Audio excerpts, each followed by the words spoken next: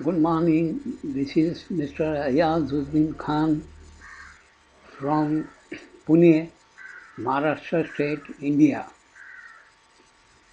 I am here to give you lecture on the Indian Income Tax Act 1961.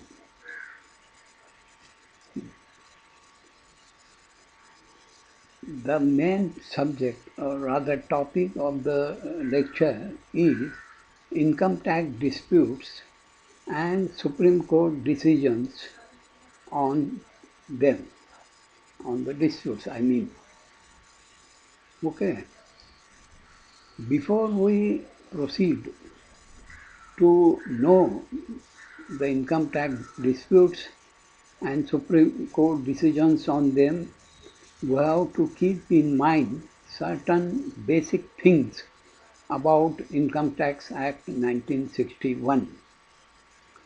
There are some most important basic things which one must know before going into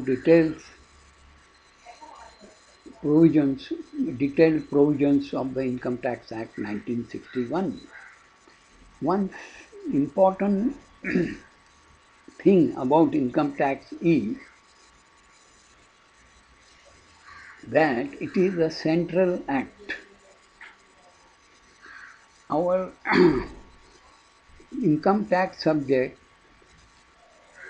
is under a central list, and only central government with the support of the members of parliament has passed the Income Tax Act. State government cannot pass the Income Tax Act in its law-making body because it is not within their power. So this topic or this point, who can pass which law, it takes us to the central list as given in our constitution. There are three lists in our constitution. First list is central list, second list is state list, and third one is concurrent list. Each list gives the subjects or topics on which the law-making body can make the law. As far as first list is concerned, that is central list is concerned, the subjects given the subjects given in the central list belong to the central union government, who can pass the law on any of the subjects given in the central list. A state government cannot pass the law on the subject given in the Central Act. That is, that is what our constitution says. Then there is second list, that is state list. Under state list, there are number of subjects. A state government can pass law on any of the subjects mentioned in the state list. And third list is concurrent list. In this concurrent list, there are also many subjects on which both central government as well as state government can pass the law. But there may come up a clash between the law passed by the central government and the law passed by the state government on the same subject. For example, central law says, or the law passed by central government says, a woman citizen can visit any religious place throughout India, in any part of India. Whereas A state government law on the same subject says a woman citizen cannot visit any religious place in their state. Now, obviously, there is a clash of law. Central law says woman can visit any place of religion or religious place. State law says a woman cannot visit a religious place. So this is the clash between two laws.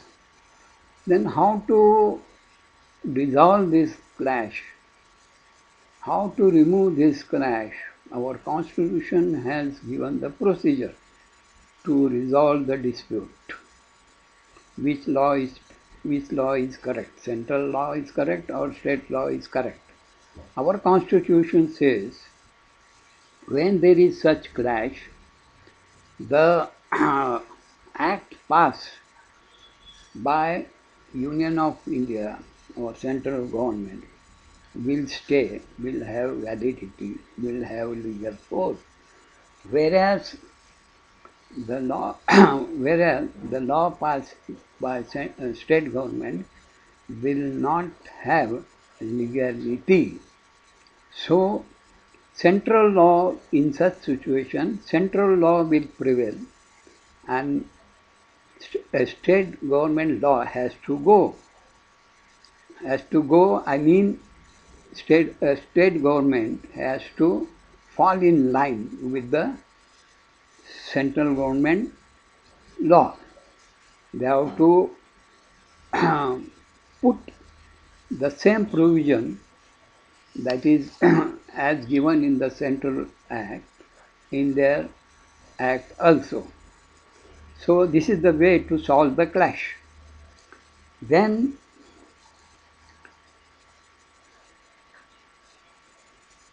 another important point here is that we all presume, we as well as high courts, supreme courts, we presume that the government, that is state government or central government, has followed the legal procedure as given in the constitution to make a law. If central government or state government doesn't follow this procedure, then somebody goes to court, then Supreme Court will find out the truth, and if they find that the concerned government has not followed the procedure as given in the constitutions, they will say it is a invalid act. It is the law which is against the provision of Constitution of India. So it will lose the legal force. It cannot be implemented. Government cannot implement this law and achieve or get the goal achieved by implementing the law. So this is one basic thing, that is income tax is a central act. That we must know. This is first basic thing we have to keep in mind before we proceed to our main topic, that is income tax disputes and Supreme Court judgments on them. Now we'll halt here for some time, and in the next slide you will see the second basic things about income tax act. Okay.